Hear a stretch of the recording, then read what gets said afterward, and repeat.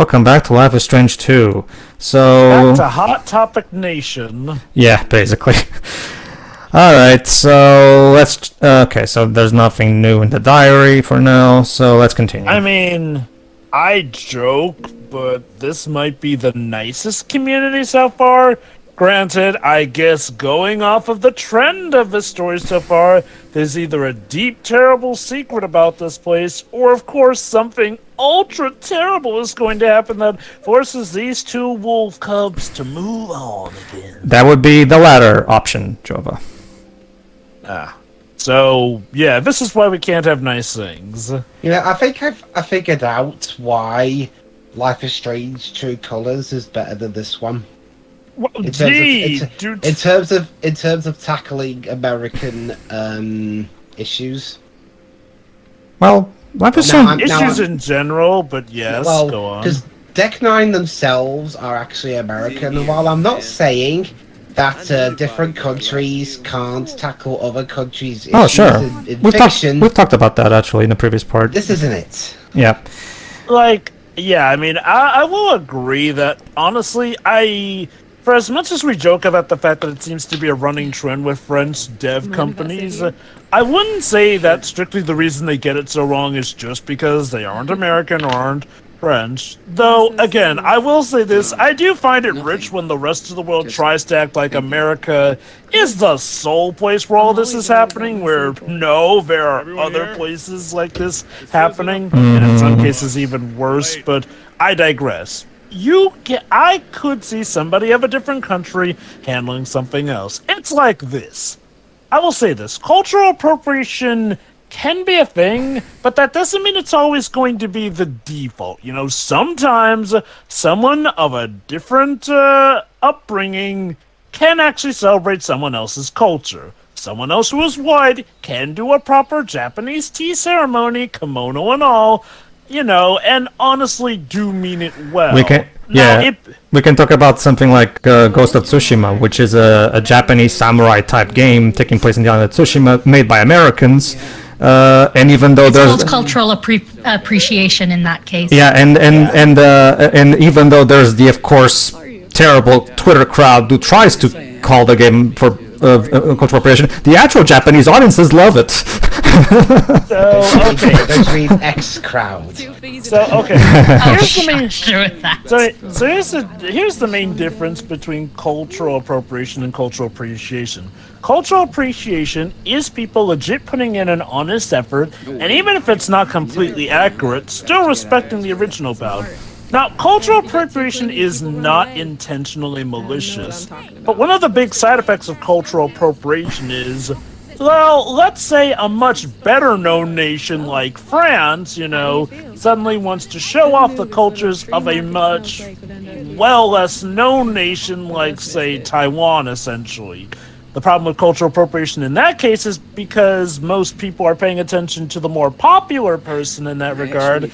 That means that the culture gets misrepresented, and a lot of other outsiders get the absolute wrong idea about that culture. Not to mention, it ends up with nations that are predominantly white getting credit for stuff that isn't theirs. So, yep. Just because people don't know any better. Basically, sure, we did commented on the game that's supposed to take place in ancient Rome, and yet all the characters speak with British accents and even say lads and everything. I think the main thing... Oh, go on. I guess to give him credit, it was mainly just the voice acting that was wonky. Apparently, I'm not too certain about, you know, the cultural stuff. I don't recall Tio having any particular complaints about that in that regard. Well, he had a problem with the historical aspects, but that's it. Granted, that is historical inaccuracy. It might not be a case of cultural appropriation. God, these things get incredibly complicated. Mm-hmm. But back to you, Shiroi. I feel like in Dotnot's case, it was more down to they really just needed to do a lot of research and get people to proofread their stuff. You know, like people who are actually American and dealing with this that's stuff the thing, in Shiroi. America. That's the thing, Shiroi. The script writer of the game is Christian Divine. He's American. That's the thing. Like, Okay. I think he still needed some advice.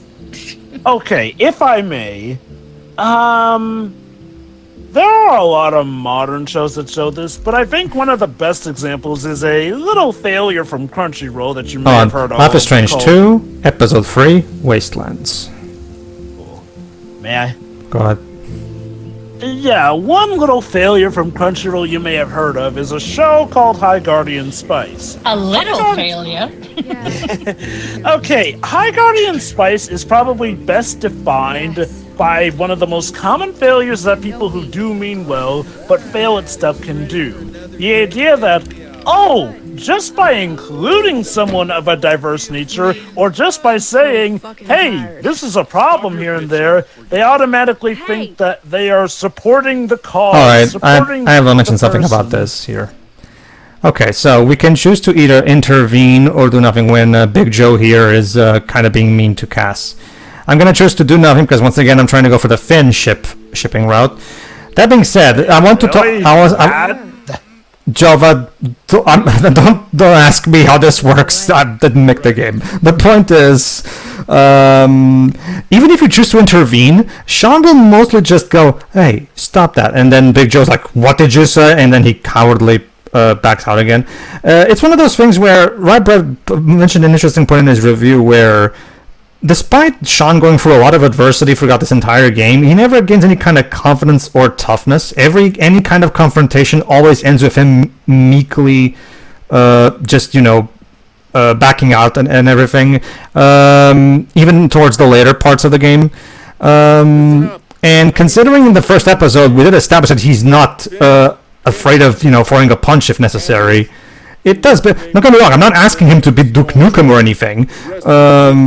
But I feel like it would have been easier for me to be interested in Sean as a character if he gained some sort of confidence over the course of the game. But he doesn't really. This is actually a good segue. But wait, hold on. So are they on a pot farm? Yes. Wait, and the guy in charge is a scary black man. I don't know what to tell you, Jova. This reminds me of a certain other failure of a show, but I refuse to call that show by name until I'm certain it's dead. I'll just let you know, Mindy Kaling's Vanity Project, which also made a black guy a stoner despite supposedly trying to be progressive. Mindy Kaling is just a terrible person all around. I actually talked to Shiri about it, about something she did behind the scenes, so... It's honestly a shame. I used to think she was pretty good and funny, but no. But okay. It's a good thing I prefer to watch Inside Out in Portuguese. Okay. Well, again, good luck if you enjoyed The Office. I don't watch The Office. I don't watch The Office, so. Regardless, though. Let me just make one thing for the record straight. I am not saying that anything can't have somebody of a certain nationality sort of fall into a stereotype, because it would be like saying, a black man can never be evil, can never be high or anything. Like, no, that's ridiculous. That being said, what I do give high scrutiny to is people who go out of their way to say, we're being progressive and going against all those negative norms and stereotypes, and yet commit to that stuff. Like, no, that's where I have to tilt my head and go, did you really mean it? Okay, but so yeah, let me just quickly recap what's been happening. The basic point of this is they're big on this platform because he pays well enough so that they can save enough money to go to Puerto Lobos, and this guy is right now warning Sean, look, keep a close eye on Daniel. If you do anything to bother me, I will kick you out. So Sean is kind of on a tightrope here. Go on. I know. Ain't no place for children. Go on, Jova. That's why I keep mine in New York. Isn't that okay? No, I got why. Wait. This guy and he's from New York. Get the fuck out of here. We got a lot of work to do. Is this a and he's Dwebs. very detail and hard work. Dwebs, I'm going to stop you. Just goes, get the F out of here. What the hell? Sorry, Joe, I don't know what to tell you. Dwebs, I'm going to stop you right there before you say something you might regret. Go on, Jova, go on. Oh, I wasn't trying to. Yeah, you're not that kind of person. Okay. I know. Now for the Oh, yeah, not for the fun part, my ass. Okay, guess what, guys? So, I don't think your ass is that fun, Pedro. all right, you good? It's a form of Okay, expression. so what is happening right now? Basically, she were on a pot farm because we need to save. Meryl, aka our boss, he pays well, and we need to get her up money to go to Puerto Lobos. You know the drill. That's the basic gist of it. So remember, these are the same hippies we met in the market in episode 2. Remember? Sucks ass. I feel like I'm in prison. Remember that? Yeah. Okay. So guess what? I hear you. Now we have to do some weed trimming. I'm not kidding. They literally created a mini game for weed trimming, and this thing goes on for, I'm not shitting you, 10 minutes. You're literally stuck in here trimming weed for 10 minutes. You Like, never know with Meryl. I have no fucking clue what the fuck does this add. Is it fun at least? No, it is not. It's just a long QTE. But Pedro, you like Metal Gear Solid, and that's nothing but 50-minute long cutscenes. I do, but here's the thing: those cutscenes are fun and entertaining and engaging. This is not. Go on, Jova. Right. Anyway, I gotta ask, what the hell was up with that conversation with? Get to it. Sorry, what's the black guy's name? Meryl. Meryl? M-E. Life is Strange 2. M- Play Hearts and Hold on, Dwibs. Merril. I guess that can be a guy's name, but okay, regardless though. What was up with that conversation? The guy seems to be somewhat cordial with Sean, but then goes, "No, get the F out of here." Because, Jova, this is how bad writing works. The characters will randomly shift their mood depending on the whims of the writer. 2 or 3 pounds a day. Like, are we supposed to like Meryl? No. or are we supposed to I can hate him? tell he's not. No. He's meant to be the closest thing this episode has to a villain. Clearly. It's weird because honestly, aside from some of his gruff exterior, and yeah, I know he's like technically a pot dealer, so I guess he's a bad guy, but still though, he seems to be relatively cordial, some stuff aside. That's actually a good segue to one of my points, Jova, but I'll let this go first. Go on. Pedro, you didn't tell me they based a part of Life is Strange 2 on my school art lesson. Yeah, basically. So yeah, the rest of the next 10 minutes is literally just this. Press the 2 shoulder buttons when the circle hits the blue circle. That's it, and you have to also clean the scissors. What happens It's if you complete with fail all on the some of tables them? covered in newspapers and everything. That's the thing, Jova. There's no penalty for failing, so it doesn't matter. Wow. Forget just the story, though I would not be surprised if the story is the leading reason, but man, even the gameplay is somehow a downgrade from Life is Strange 1. This is a good use of my time, isn't it? And Anyway. you said we do this for 10 minutes? Yes. Picture yourself, you are playing this on your Switch, and you're just here doing this over and over and over for 10 minutes. Imagine they made me do this with motion controls or something. No. This game, the Switch version is the last port for this game to get, so it would obviously it wouldn't be able to have motion controls to begin with. They would have to rework the game in order to do that. Okay, look, I'm sorry. There's trying to dress up loading times, and then this is legit just busy work. You're just doing minuscule tasks while talking. This literally could just be a cutscene. Yeah. Also, to address what your point about Meryl, Joe, but that's the thing. I've mentioned this before, but I might as well mention since you brought that up. It goes back to this interesting agenda this game has regarding anyone that has any kind of authority, be it a whole organization or just one person in general, in the case of Meryl. Every single person that has any kind of authority of any kind is always portrayed in a negative light by this game, even if it doesn't necessarily need to, because like you said, yes, he is a pot farmer, so he's not technically a good person. That being said, he is paying all of these kids for their work. He's not exploiting them. And he even mentioned that he has a family in New York that he needs to provide for. So he even also has his own understandable reasons for why he wants to make sure this business doesn't get discovered by the cops and shit like that. Don't get me wrong, that this doesn't make him a good person necessarily, but the game wants you to fucking hate him like a villain, and that's because and that's because, Jova, for whatever reason, the writers of this game really have a big problem with authorities in general, be it an organization or just a person in general. It's weird.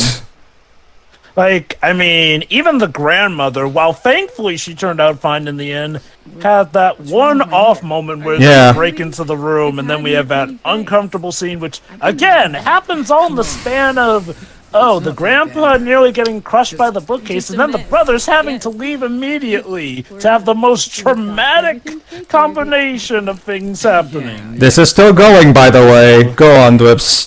I'm on fire.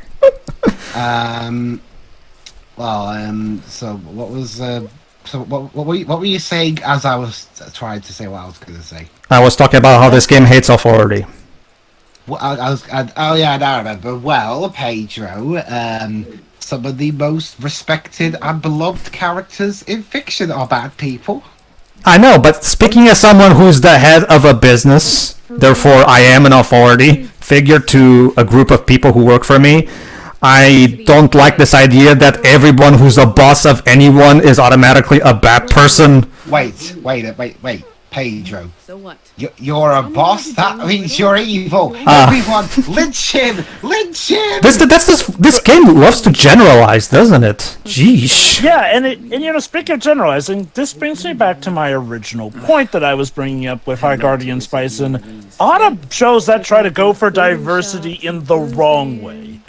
Again, good diversity is important, but the key phrase is good diversity, not just diversity, period. The problem with a lot, and I do mean a lot of shows that think that they're helping just by sticking in somebody who is unique, of a certain body shape or whatnot, or nationality, thinks that, they're there, and now I can just talk about how, the normal people treat them wrong, and boom, that immediately is genius. Forgetting all the nuance and crafting and writing that goes into it. This is peak gaming shit right here, isn't it? Oh god, I went through the video player and Pedro wasn't exaggerating. This goes on for 10 minutes. Peak. Forget the kaiju battles in Final Fantasy 16. This is peak gaming right here, ladies and gentlemen. And again, I thought when you said 10 minutes, it was like a roundup, but no, this is like 10 minutes. No, Shirai, you're stuck in here so you can feel like a pot trimming slave. No, I'm going back to eating my donuts. Fuck this. Honestly, and the thing is, you can't even say it's fully realistic because there's no punishment for failing stuff. So it's like, you could just do nothing and the scene will go on. If someone pitched me the design document with this shit in it, I'd throw the paper in that guy's face. Seriously, what the fuck? I think they have a dealer. Okay, but yeah. Just putting in diversity and saying, look, by having this person here, we're immediately better, is not... Anything else? If it's our business, if it's your business, then why are you dragging me into doing this then? Good question, but... Alright, let me... Go on. Yeah, go on, Jova. Let me carry my point. For example, one thing Horror Guardians tries to do is talk about, toxic mess... No, carry on, Jova. Carry on, Jova. I'll recap. Like, for example, one thing High Guardian Spice tries to do is talk about toxic masculinity. Okay, sure, that's fine, good idea. But then you get into the execution, where, I kid you not, it suggests that a father trying to teach his son how to stand up for himself is toxic masculinity. No, not even in the way of how he does it, just the fact that he tried to teach his son to stand up for himself. That's toxic masculinity. One thing that I really like, and I'm confident Shira will agree with me on this because she's seen that episode. There's an episode of Family Guy season 2 where Peter is taught sensitive training by a group of sensitivity training. That's it. Like, and there's a woman in that game where it's in that episode that's definitely an example of toxic femininity. Like in particular, because of how, she, basically she's one of those stupid women, like the writer of N of N.E., who thinks that any woman who likes being a housewife is a part of a problem or some shit, basically. Oh yeah, that stuck up bitch. Yeah. Entire scene shitting on Lois. That's the thing. That's the thing, Shiroi. I got it. N of N.E. is literally a show written by that woman from Family Guy. Oh my god. Also, to answer Jova real quick, High Guardian Spice actually did so much damage because, okay, weebs, like not anime watchers in general, but like weebs specifically are really like horrific to minorities. So when High Guardian Spice came out as it was, it had the opposite effect of what they wanted. It caused more harassment, more bullying, and more like, this is why these shows shouldn't exist kind of thing. Yeah, alright, let me just recap real quick.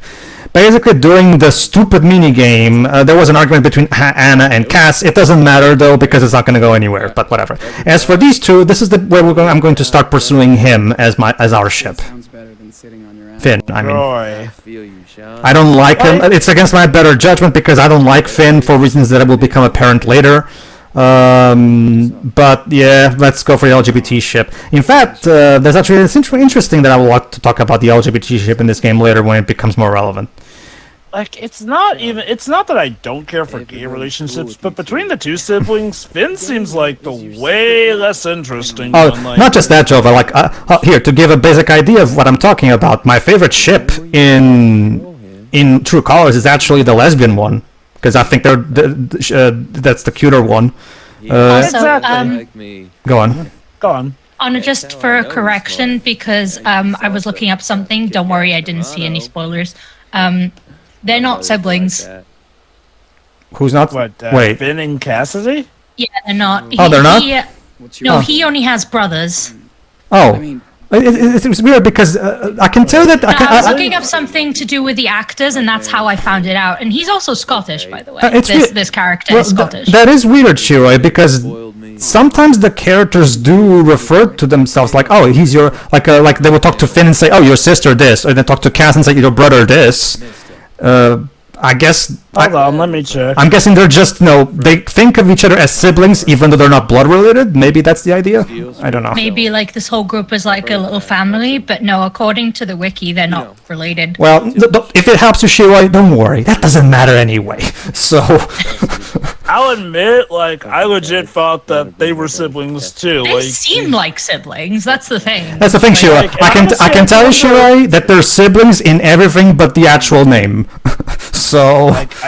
Okay, question. Is there like a plot point that, even though they're not really siblings, they feel like... So why not just make them actually siblings? I know. Don't ask me. Ask the bloody skill challenged writers. Okay. Regardless, though, if anything, Cassidy feels like the more fleshed out of the love interests so far. I know we haven't seen much of them, but I feel like Cassidy has more to her, where Finn is just like the dude. Yeah. Maybe this chapter is about fleshing him out for better. Yeah. We're going to learn a bit more about him since I'm pursuing his path. If we make it. But sure, you got a point. Everything about High Guardian Spice was done wrong. Like, literally from the word go when they first started advertising it, because of the whole country roll controversy. But the fact that they knowingly hired a woman who was a labeled misandrist who subscribed to the kill all men stupidity thing. But let's go back to the problem with toxic masculinity in that show. Standing up for yourself is not toxic masculinity. And therein lies just the best summarization of High Guardian Spice's problems. It's that person who yells loud, thinking that they're helping, when in reality they're only making things worse by completely misunderstanding the stand of each one. Agent Joe, Agent 42, give me hot dogs. There you go, Dibs. An Agent 47 reference. I'll tell him later. Agent 420, give me hot dogs. And then Cassidy the whatever versus Hannah the Wise. I don't really feel like any of that even matters. It does not. Yeah, no. Go on. But yeah, to tie my point about Guardian to tie my point of High Guardian Spice with this game in particular is like the game equivalent of just thinking that they're saying these bold messages when they're getting so much wrong in the grand scheme. That's not to say everything is wrong. Yeah, some of the stuff does happen, but even when it comes to that point, it's just like, huzzah, you got that bit right, but you've gotten so much other stuff wrong, and like our Guardian Spice, you're doing damage to the actual good messages at hand. Also, Dibs, you just missed the Hitman reference. What do they say? Agent 420. Give me hot dogs. And he drew Joe with sunglasses, like those dark glasses and shit. So you make a Hitman reference, and you don't make a joke about needing to use the bathroom. The first shame. Well, I guess Daniel's at least better at doing dishes than the people in Beyond Two Souls. All right. Well, the only bathroom out here is the bush, so you know. Yeah, and by the way, that's basically it. We're just trimming weed and living in this hipster community. And once again, barely anything is happening. This is the longest Life is Strange game, and it could have easily been the shortest if they cut all the fat, because there's so much pointless dead time that where no character gets developed, where the plot doesn't really move forward, no world building is done. I wish I could pinpoint at what point in time people thought that, putting mundane activities in games and stretching that out for realism was supposedly a brilliant tactic. It can work depending on the context. The problem is that this game doesn't do anything regarding that. Yeah, okay, let me clarify. When people thought that doing any activity, no matter how boring it is in the game, would automatically make it fun.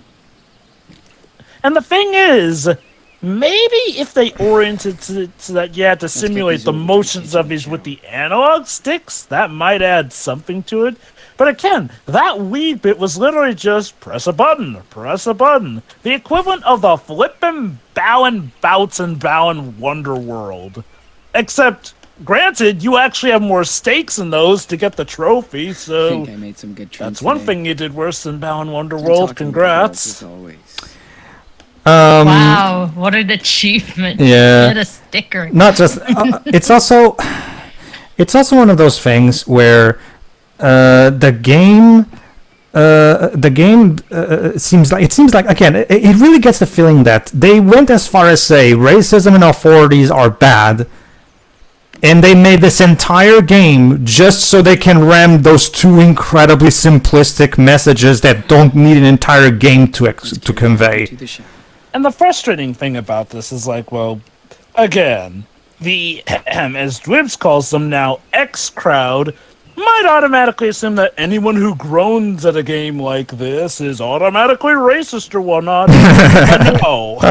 No, that is not the case. Pennies all over the place. Look, there are plenty of films or bits of media that have handled racism well. The Martin Luther King documentary. Black Panther does a good job addressing problems going on here and there, and how we can help out and whatnot. And hell, Falcon and the Winter Soldier, for as a bit on the nose as it may have seemed, had a much better idea of handling, the difference and gaps between people of different classes. It was an adaptation of an actual story that was about that to begin with, anyway. So. Mr. TARDIS, who is a Doctor Who YouTube reviewer and one of the most outspoken people I've seen on the internet against bigotry. Even he was like. He wasn't exactly a huge fan of how Falcon and the Winter Soldier's do better scene turned out. Bro, yeah. Again, the point is, No, you're not automatically a bigot just because you take offense with it. Like, heck, I liked Falcon and the Winter Soldier. Even I had a bit of issues with the "you got to do better" thing, but that's just a case of it in that regard. So no, just because we have been bad-mouthing this game doesn't mean we're against actually making things better.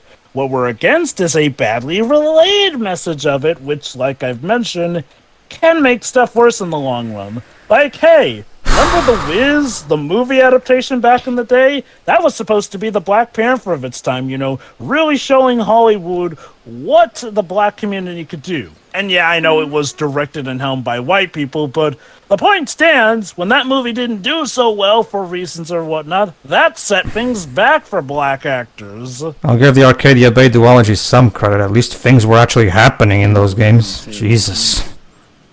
Yeah, oh, congrats.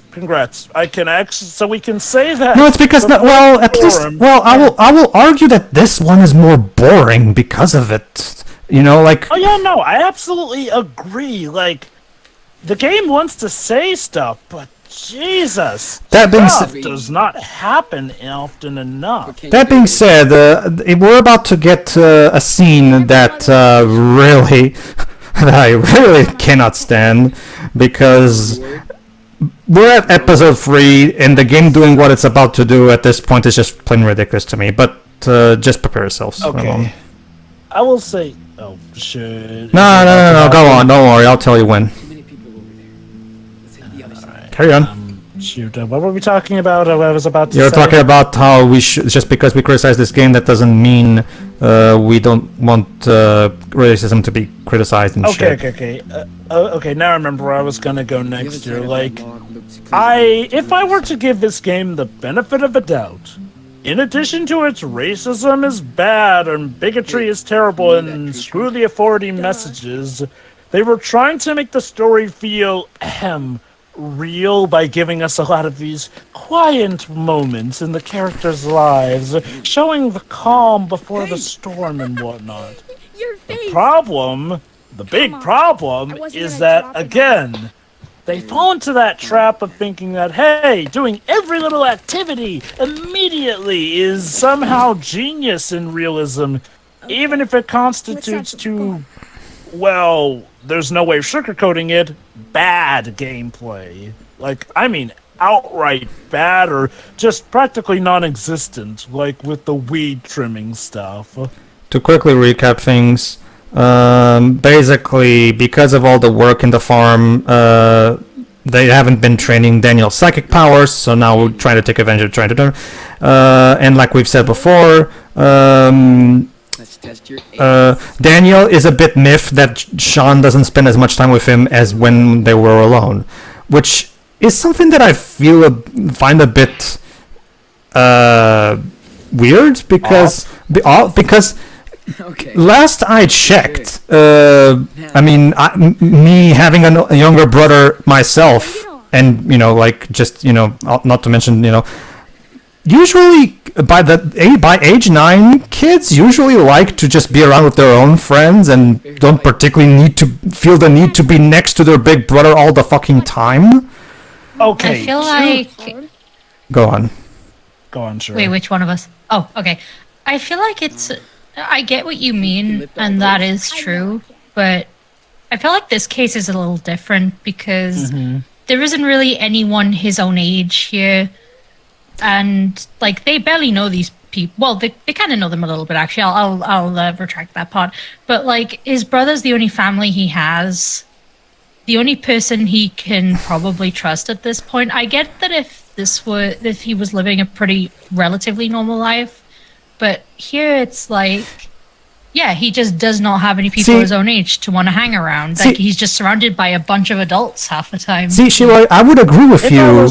Yeah, I would agree with you if it wasn't for the fact that just earlier he was far more interested in hanging out with Finn, and even took off the watch Sean gave him to instead put on a new bracelet that Finn gave him. So they've even made a good point that Daniel lately has been a lot more.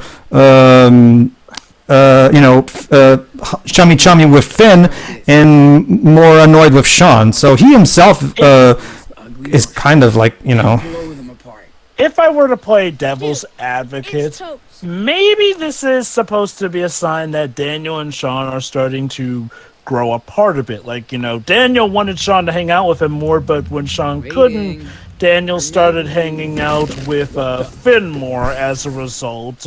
And I guess in regards to what you said about him wanting to play with kids his age, he did admittedly try to play with Chris back in the previous chapter, but, Sean was like, yeah, no, don't do that because they're trying to stay hidden. So, to be fair, even if he wanted to play with kids of his age, he has been either punished or heavily discouraged from doing that. Alright, and now any possible benefit of that I could give to Daniel goes out the window with this scene. Use it, then don't. We just have to make sure. This is where I officially... Okay, you know what? I cast you out. My power. I'm done with you. I am so done with this character. Yeah, what's wrong with you? What's wrong with you, man? I don't like this new emo Daniel. Emo Daniel? Throwing attitude at me for I do agree with that line, though. You keep throwing attitude at me for no reason. Yeah, I'm kind of sick with it, actually. But seriously, Emo Daniel? What the heck? He has not been acting emo. These writers don't know what they're talking about, Joe, but just roll with it. Like, he's just moody. Oh, and here we go. Like, I love this bit. it's his age. You don't even want me around anymore. When did he ever... What? When did he ever say that? Wait, hold on. You don't want me around anymore. That's why he's been saving up to take the both of you down to Puerto Lobos, you idiots. That's why you're both here in the first place. This is... Yeah, you're being a brat. Thank you. We're family. I'm sorry. Oh, and here we go. Check this out. And A now, long way to go. look what he does. Together. Right? Was a rocket? No. Lifts Luke's airship out of the water. Atrajova, kinda? Wait, what? Okay. What is in that? A giant tree stump, Shuri, basically. But still, Making yeah, the tree of no. life. But yeah, no, I Okay, get it's what. just a tree. Although I get what Pedro means. He's pulling off that move that Luke struggled with in the Dagobah system, Yeah. essentially. What the fuck are you doing, Daniel? Showing that he's powerful. Like, I'm sorry. I interpret it another way because of how bratty and aggressive he's being about this. And now let's and we'll get the line here. Yeah. Fine, next one. I'm not a kid Okay. anymore. I'm sorry, but I'm sorry, but that came across as a very vague threat to me. I'm sorry. Okay. That was. No, that's how I would see that as threatening. Like, Oh yes, that was threatening, but my god, it also seems silly. It feels like a try-hard bout of the story suddenly trying to be all dark about how, ooh, Daniel may be going down a dark road, and I'm sorry, I can't take him seriously because, yeah, first and foremost, he's a brat, but secondly, that's still a kid, like, coming across try-hard like that. And I'm sorry.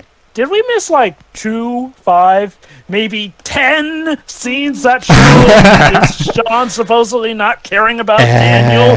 Every scene we've seen of those two together has literally shown that Sean bends over backwards. Like, and look, it's not even done in a way that, oh, it might be vague to Daniel or anything like you see in some media where, of course, sometimes kids don't realize the sacrifices their parents do for them because they're not with them. But no, Daniel has been with Sean every step of the way. Sean has been constantly begging Daniel to be careful, left and right. And the thing is, Daniel immediately starts the conversation complaining about how protective Sean has been, only to go to him suggesting that Sean doesn't want him around. So he literally flips his own argument on a 180-degree angle just for the sake of drama, but in reality snaps the plots back in half. that's the thing. Like, this doesn't happen gradually throughout the chapter. This all happens in the same scene. Congratulations, Jopa. You just went through like 3 to 5 issues of the game's story as a whole. See, God. first off, like Jopa just said, that the whole scene's missing. This is the big problem with each episode having a big time skip. As a result, there always seems to be context that we're missing. Yes, there's the diary, but I'm sorry, no. stuff like Does this. Sarah even mention them growing apart for this one anyway? It mentions stuff basically about how, like things, Daniel's getting more restless and stuff and blah blah blah or something like that. But I'm sorry, that's shit that we should see. And also, and even still, how are we supposed to infer from that they're growing apart? not to mention, Joe also mentioned, yes, and Shiri also kind of noticed, Daniel's behavior will rapidly take to a 180 and back again every time the writers will it, just for the sake of drama. And third, this is the other thing. Daniel is Daniel always is like this. He's such a fucking annoying shit. This is why the game doesn't work for me. This is supposed to be a story of two brothers trying to put themselves in a hostile world, but I'm sorry, even for a 9-year-old, Daniel is such an annoying shithead who always shuts down the conversation and pouts every time things don't go his way. Hear me out on this. Why is it that in a world that is supposedly so dangerous and racist, it feels like Daniel actually might be the most dangerous and volatile person in it? Exactly. This is why Trying to shoot your message in the foot, doesn't it? This is why I think Daniel is actually worse than Chloe, because aside from all this stuff, we already saw him pushing Sean in the next part, and by the end of this episode, he's going to physically harm Sean. You'll see for yourselves. Yeah. I can't. This is the point where I just no. Fuck you, Daniel. And this character is just impossible to. And again, remember, I will not take this argument that he's not supposed to be likable. Like, if he's not supposed to be likable, some people who like this game, Joba, try to defend that he's written realistically and that he acts like a real kid would, and that he's not meant to be likable. And I'm like, if he's not meant to be likable, what's the point of the game? Imagine if in The Last of Us Part 1, Ellie was an unlikable shit stain. Like, that doesn't work. When you're telling a story of two people bonding and protecting each other from a hostile world, the characters have to be likable. Otherwise, what's the point of the bloody story then? On that note, before we finish, I really hate that particular argument, not the one you made, but the whole, it was like, people are